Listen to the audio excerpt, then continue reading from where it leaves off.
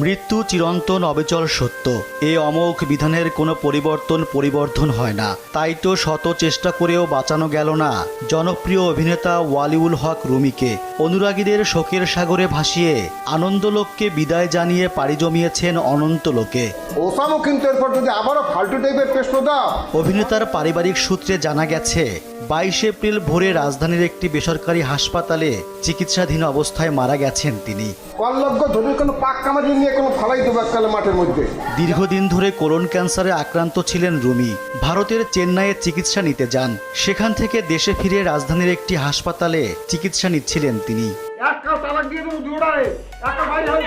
অভিনয় জীবনে রুমি 3 দশকেরও বেশি সময় ধরে কাজ করেছেন। দীর্ঘ এ পথ চলায় অভিনয় করেছেন অসংখ্য নাটক ও সিনেমায়। রুমির অভিনয়ের শুরু হয়েছিল থিয়েটার বেইলি রোডে